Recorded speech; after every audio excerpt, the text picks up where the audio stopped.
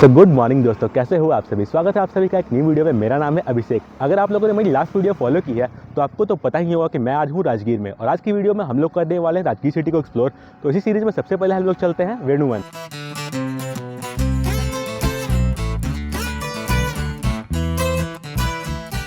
तो गाइस हम लोग एंटर कर चुके हैं वेणुवन में। 20 रुपीज़ की एंट्री टिकट है इस जगह पर, एंड बाइक पार्क करने के लिए मैंने 20 रुपीज़ पे किए हैं।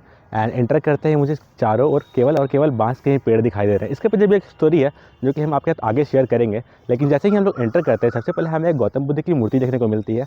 चलिए चलकर देखते हैं वेणुवन में आगे हमें और क्या क्या देखने को मिलता है।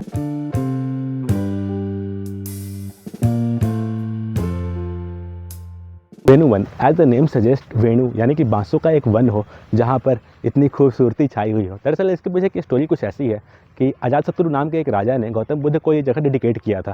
गौतम बुद्ध इस जगह पर आया करते थे, कई कई महीने यहाँ पर गुजारा करते थे। वो यहाँ पर ध्यान किया करते थे, अपने डिसाइपल्स को प्रीचिंग भी दिया करते थे। और आज इसे बिहार गवर्नमेंट ने एक बहुत ही खूबसूरत टूरिस्ट स्पॉट बना दिया है, जहाँ की खूबसूरती को आप बस देखो। सच में यह वाकई बहुत ही खूबसूरत है।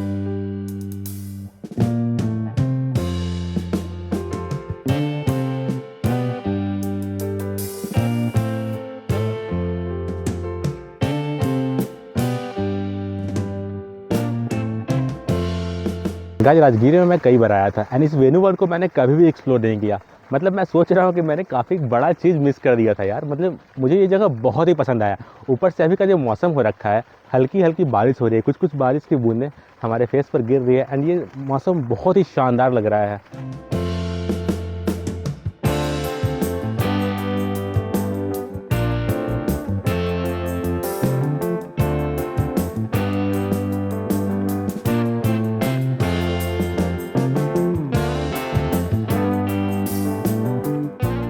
बारिश को हमारे देश में बहुत ज़्यादा रोमांटिसाइज किया जाता है, और मैं उससे थोड़ी बहुत सहमति भी रखता हूँ।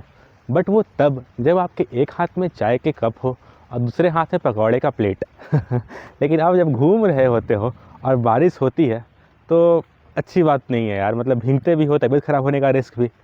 बट यहाँ पर अभी लगातार लास्ट आधे घंटे से बहुत ही तेज़ बारिश हो रहा था। मैं एक शेड के नीचे बैठा हुआ था, बट मैंने सोचा कि अब कितनी देर बैठूंगा। मतलब आधे घंटे मैंने एक शेड के नीचे इंतज़ार किया।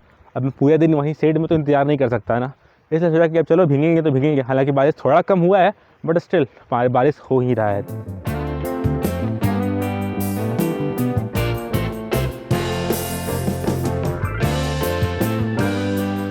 तो गाइस जैसा कि मैंने आपको पहले ही बताया था कि किंग बिम्बिसार के द्वारा यह वेणुवन, ये जगह जो है वो दान में दिया गया था लॉर्ड बुद्धा को। वो यहाँ पर रेसिडेंस किया करते थे, इसलिए मेरे पीछे आप यहाँ पर देखोगे तो यहाँ पर एक गौतम बुद्ध की मूर्ति बनाई गई है। एंड बगल में इसका लिखा हुआ है कि ये थाईलैंड की जो क्वीन है उनके द्वारा बनाया गया है। एंड थोड़ा थोड़ा उसका टच भी दिख रहा है, थाई आर्किटेक्चर मुझे यहाँ पर देखने को मिल रहा है। आइए आपको अच्छे से दिखलाते हैं।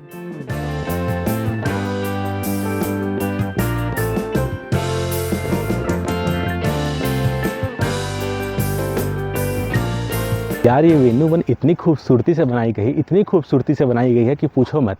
मतलब अगर आप लोगों ने Lords of the Ring movie देखी है तो उसमें एक सॉर्सरर होता है, मैं गंडाल्फ की बात नहीं कर रहा हूँ, एक सॉर्सरर होता है जो नेचर से पावर ड्रॉ करता है। मुझे एग्जैक्टली वहाँ पर जो इन्वायरमेंट दिखाया गया है उसी का मुझे रेप्लिका दिख रहा है इधर पर।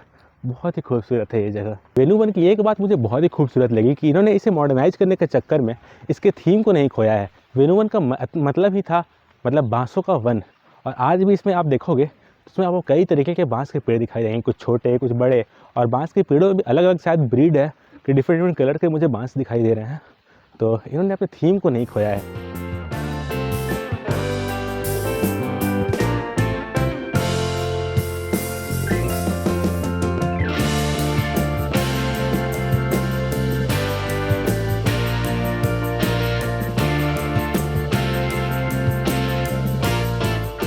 Guys very often we keep criticising Bihar government की उन्होंने ये नहीं किया वो नहीं किया, लेकिन अगर उन्होंने कुछ किया है तो उसकी तारीफ तो बनती है।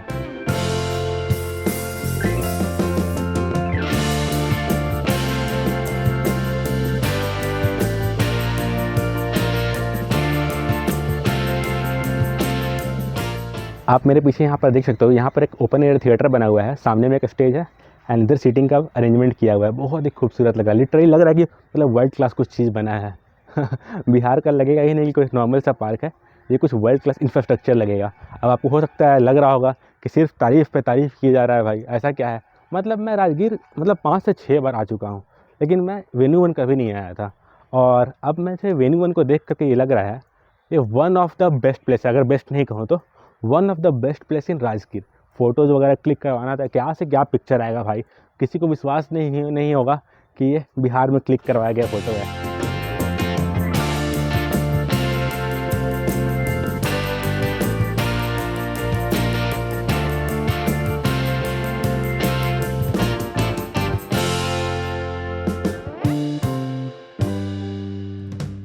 भाई साहब, लगता है आज इंद्रदेव ने मुझे अपने रडार पर ही ले रखा है।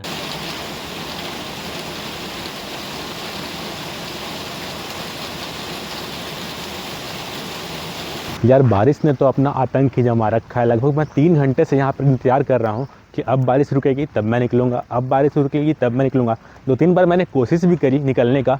जैसे ही मैं अगले शहर तक पहुँचता उसके पहले ही फिर से तेज़ बारिश स्टार्ट हो जा रही थी। अभी भी बारिश रुकी नहीं है, थोड़ी थोड़ी बूंदाबांदी हो ही रही है। बट अब मैं पूरे दिन तो यहाँ नहीं बैठ सकता ना। हाँ, ये जगह बहुत अच्छी है। अगर आप नॉर्मल डेज़ में आ रहे हो तो 2 से 3 घंटे आप ले करके आओ, क्योंकि ये जगह काफ़ी बड़ी भी है एंड काफ़ी कुछ है यहाँ पर देखने के लिए, काफ़ी कुछ अच्छा है यहाँ पर एक्सप्लोर करने के लिए, काफ़ी कुछ है यहाँ पर फ़ोटोग्राफी करने आने के लिए। बाकी मैं तो अच्छा खासा फंसा। 3-4 घंटे मेरे यहाँ पर 3 साढ़े 3 घंटे मेरे यहाँ पर निकल चुके हैं एंड मैंने कुछ नहीं किया। चलो अब यहाँ से निकलते हैं एंड कोशिश करते हैं, अगर बारिश इसी पेस से चलती रही, धीरे धीरे चलती रही, तो और सारी प्लेसेस को भी एक्सप्लोर करते हैं। Feels God is testing my patience level, इसलिए ही बारिश से बचने के लिए छत ढूंढते हुए मैं पहुंचा गुरुद्वारा श्री शीतल कुंड। गुरुद्वारा पहुंचकर सबसे पहले मैंने चखा लंगर। दो it was bit awkward because यहाँ पर केवल 2 से 3 लोग ही थे, बट मैंने सोचा छड़ो यार, खाने पर फोकस करते हैं। अपने ट्रैवल के दौरान जब गुरु नानक देव जी राजगीर पहुंचे तब लोगों ने उनसे रिक्वेस्ट किया कि यहाँ गर्म जल के तो कई सारे स्रोत हैं, काश यहाँ पर एक शीतल जल का भी स्रोत हो। तब गुरु नानक देव जी के स्पर्श मात्र से एक शीतल कुंड बन गया, जहाँ दर्शन करने के लिए आज पूरे देश से सिख समुदाय के लोग यहाँ आते हैं। तख्त में फोटोग्राफी प्रोहिबिटेड थी, इसलिए मैं आपको अंदर तो नहीं दिखा पाऊंगा। चलिए चलते हैं हम लोग अपने नेक्स्ट डेस्टिनेशन पर।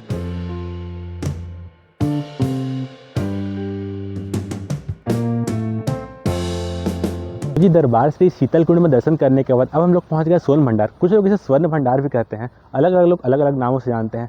आपने अली बाबा और 40 चोर की कहानियाँ तो सुनी ही होगी कि कैसे अली बाबा के पास एक सीक्रेट मंत्र था जिससे खजाना का रास्ता मिलता था, और उसी तरह की कुछ कहानी इस जगह से भी जुड़ी हुई है, जो कि चलिए हम लोग आगे चलते हैं एंड जानते हैं। ये है सोन भंडार गुफा। ये हमारे एंशिएंट इंडिया का एक नेचुरली अकरिंग केव है, जिसे लेकर कुछ इंटरेस्टिंग कहानियां भी मशहूर हैं। लोग कहते हैं इस गुफा के अंदर एक सीक्रेट दरवाजा है जिसके पीछे सोने का एक खजाना छिपा हुआ है, लेकिन इसके बावजूद भी आज तक कोई इसके दरवाजे को खोल नहीं पाया। दरवाजे के ठीक पास कुछ लिखा गया है जिसके बारे में ऐसा कहा जाता है कि इस मंत्र को पढ़ने से दरवाजा खुल जाएगा, बट इंटरेस्टिंग बात यह है कि इस मंत्र को आज तक कोई पढ़ ही नहीं पाया। लोगों की मान्यता कुछ ऐसी है कि शंख लिपि में वो लिखे हुए वर्ड्स को अगर आप पढ़ लेते हो तो यहाँ का जो खजाना का जो द्वार है वो यहाँ का खुल जाएगा।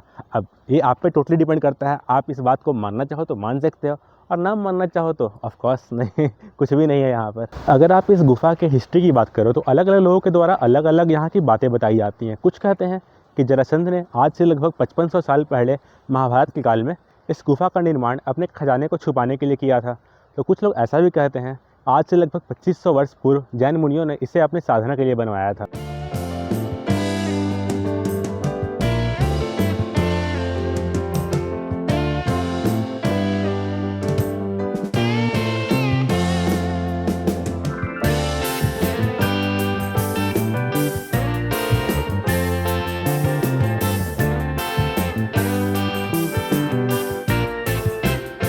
सोन भंडार गुफा और उसके बाहर के पत्थरों पर आपको कई एंशिएंट टाइम की स्टोन कार्विंग्स भी देखने को मिल जाएंगी।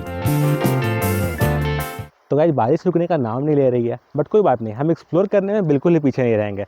सिर्फ और सिर्फ डर एक ही बात का है कि मेरा यह गैजेट ख़राब ना हो जाए। खैर चलिए हम लोग पहुँच गए हैं जरासंध का अखाड़ा। हम लोगों ने इससे पहले सोन भंडार देखा। सोन भंडार से 1 किलोमीटर का थोड़ा जंगल के रास्ता है इसके यहाँ आने का। वहाँ आप पैदल ही आ सकते हो, अपने पर्सनल व्हीकल से तो इधर आ नहीं सकते हो, या फिर यहाँ पर ई रिक्शा चलता है तो आप ई रिक्शा के थ्रू भी यहाँ पर आ सकते हो। तो चलिए हम लोग चलते हैं जरासंध के अखाड़ा। वैसे अगर आप लोगों ने महाभारत पढ़ी है या अगर सीरियल भी देखी होगी तो आपको तो ये तो पता ही होगा कि जरासंध मल्ल युद्ध का बहुत ही शौकीन था और उसी का अखाड़ा यहाँ पर देखने को मिलता है। दरअसल जरासंध मगध का ही राजा था, इसलिए आपको यहाँ पर जरासंध का अखाड़ा देखने को मिलता है। चलिए हम लोग चल कर देखते हैं अखाड़ा कैसा है अंदर से। जरासंध कंस का ससुर था। जब भगवान श्री कृष्ण ने कंस का वध किया तब से बदले की भावना में जरासंध ने मथुरा पर अनेकों बार आक्रमण किया। हालात कुछ ऐसा हो गया कि भगवान श्री कृष्ण को मथुरा छोड़कर द्वारका में बसना पड़ा। कहते हैं जरासंध में 10,000 हाथियों का बल था और वो मल्ल युद्ध का बहुत ही बड़ा शौकीन था एंड इसी स्थान पर वो कुश्ती किया करता था। कहते हैं भीम ने जरासंध को इसी स्थान पर मल्ल युद्ध में पराजित कर मारा था। पानी के जेट स्ट्रीम को क्रॉस करना थोड़ा मुश्किल तो था, लग रहा था कि स्लिप ना हो जाए गाड़ी से। अगर स्लिप होता है सीधे गड्ढे में ही जाऊंगा, बट रोड अच्छा था अंदर में तो कुछ प्रॉब्लम हुआ नहीं। वेल अभी हम लोग पहुंच गए हैं मनियार मठ। चलिए हम लोग चलते हैं मनियार मठ के अंदर एंड जानते हैं इसके बारे में और देखते हैं ये अंदर से कैसा है। ये है मनियार मठ। मनियार का अर्थ होता है मणि धारण करने वाला इच्छाधारी नाग। जैसा कि मैंने आपको पहले ही बताया कि आज का राजगीर और पुराने समय का राजगृह मगध साम्राज्य की राजधानी हुआ करती थी, जहाँ का राजा जरासंध हुआ करते थे एंड उनके द्वारा ही इस मनियार मठ का निर्माण करवाया गया था। समय के साथ ये जगह मिट्टी के अंदर दब गया था। लॉर्ड कनिंगम ने 1862 में यहाँ खुदाई करवाई, तब यह जगह अपने वास्तविक स्वरूप में दिखाई दिया। मंदिर यहाँ आपको एक वेल के शेप में दिखाई देगी एंड सेंटर में यहाँ कुछ मनसा देवी की मूर्तियाँ मिली थी, जिसे आज ASI ने राजगीर के म्यूजियम में शिफ्ट कर दिया है।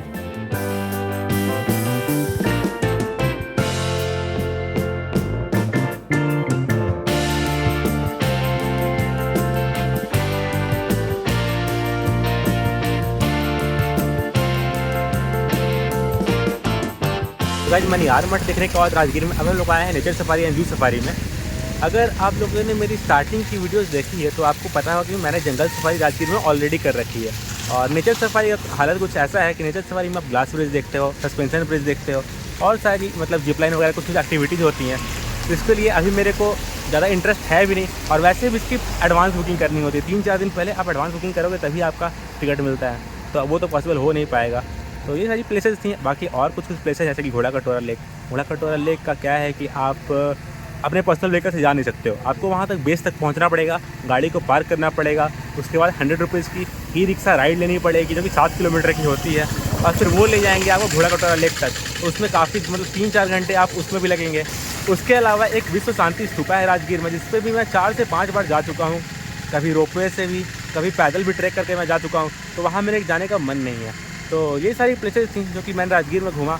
और कुछ और भी प्लेसेस जैसे कि विरायतन वगैरह, तो वो अगर आप लोगों ने देखना है तो आप एक काम करना, मेरे चैनल पर सबसे नीचे के वीडियोज़ में जाओगे ना, सबसे पहले के वीडियोज़ में, तो वहाँ आपको वो सारी वीडियोज़ देखने को मिलेंगी। तो हो सकता है आप वो वीडियो भी देख लो।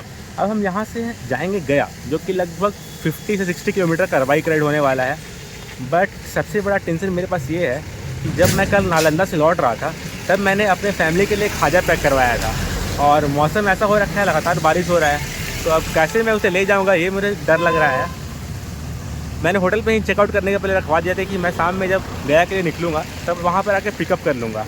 तो चलिए होटल में ही पिकअप करते हैं एंड फिर देखते हैं कैसे हम लोग उस खाजा को पैक करेंगे ताकि घर जाते जाते ख़राब ना हो। तो गाइस मैं पहुँच चुका हूँ अपने होटल क्वीन मेरा होटल का नाम है, और मैंने अपने कपड़े चेंज कर लिए क्योंकि मैं पूरी तरह से गीला हो चुका था। अब मैं फिगर आउट करता हूँ कि मैं खाजा अपने कैसे अपने घर ले जाऊँगा।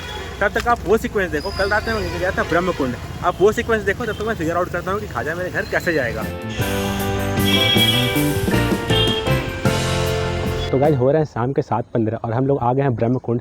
वैसे तो ये सनातन धर्म का एक प्रमुख तीर्थ स्थल है, लेकिन यहाँ का जो मेन आकर्षण है वो यहाँ का ब्रह्मकुंड है, या फिर सप्त धाराएँ भी हैं जो कि हम लोग आगे चलकर देखेंगे। तो चलिए हम लोग चलते हैं मंदिर में। ब्रह्मकुंड एक बहुत ही प्राचीन और पौराणिक स्थान है जिसका जिक्र कई सारे ग्रंथों में भी मिलता है। कुंड को तो हम देखेंगे ही, लेकिन कुंड के आसपास भी हमें कई सारे मंदिर देखने को मिलते हैं। आइए देखते हैं ब्रह्मकुंड की सप्त धाराओं को, जिनका नाम सप्त ऋषियों के नाम पर रखा गया है। इन सारे झरनों से लगातार गर्म जल की स्ट्रीम्स निकलती रहती है, जिनमें लोग कंटिन्यूअसली स्नान करते रहते हैं। कहते हैं इसके जल में सल्फर की मात्रा ज़्यादा होती है, इसलिए स्किन डिजीज से सफ़र कर रहे लोगों को इसमें स्नान करने से काफ़ी आराम भी मिलता है। मैंने भी लास्ट टाइम यहाँ स्नान किया था। कुछ हो न हो एक बात तो जरूर है, यहाँ स्नान करना काफ़ी रिलैक्सिंग एक्सपीरियंस है। स्ट्रीम्स से निकलता पानी फाइनली ब्रह्मकुंड में जाता है। ब्रह्मकुंड का टेम्परेचर झरनों से आने वाले पानी से थोड़ा ज़्यादा होता है, इसीलिए सभी स्ट्रीम्स में नहाने और एक्लेमेटाइज होने के बाद लोग ब्रह्मकुंड में जाकर स्नान करते हैं। So guys we are all set to leave for Gaya. यहाँ से लगभग गया 60 किलोमीटर के डिस्टेंस पर है और अभी हो रहा है 4:40। लेट्स सी हम लोग कब तक गया तक पहुँचते हैं। हालांकि अभी थोड़ा आराम ही चलाऊंगा क्योंकि बारिश हुई है और स्लिपरी हो सकता है, इसलिए थोड़ा आराम चलाऊंगा। और थोड़ा सामान भी है, बैग भी है और ये पीछे एक कार्टन भी है। अब ये है मेरा खाजे का डब्बा, इसको एक झोले में मैंने पैक किया है। होपफुली क्रिस्पीनेस बना रहे, घर पहुंचता हूं तब तक। तो चलिए हम लोग राजवीर को कहते हैं फ़िलहाल के लिए बाय बाय और चलते हैं गया की ओर।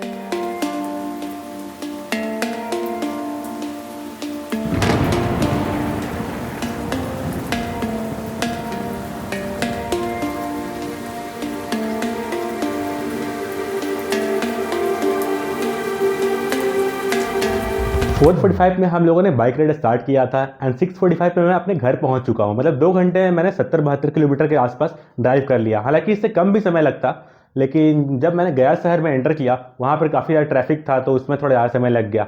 बाकी मैं कोई प्रो राइडर नहीं हूँ, मेरे लिए 70 किलोमीटर 2 घंटे में आना ये एक अचीवमेंट ही है, क्योंकि मैंने इससे पहले कभी ज़्यादा लंबी राइड्स की नहीं है। हाँ, और आपको बता दूं कि खाजा जो था वो अभी तक अच्छा है, क्रंची है, अभी मैंने टेस्ट किया, अच्छा था। इसके साथ ही मैं करता हूँ इस वीडियो को यहीं पर एंड। उम्मीद करता हूँ आपको मेरा वीडियो अच्छा लगा होगा। अगर अच्छा लगा तो लाइक कमेंट सब्सक्राइब आप कर देना। मिलते हैं आपसे नए वीडियो में एक नए जगह पर, तब तक के लिए बाय।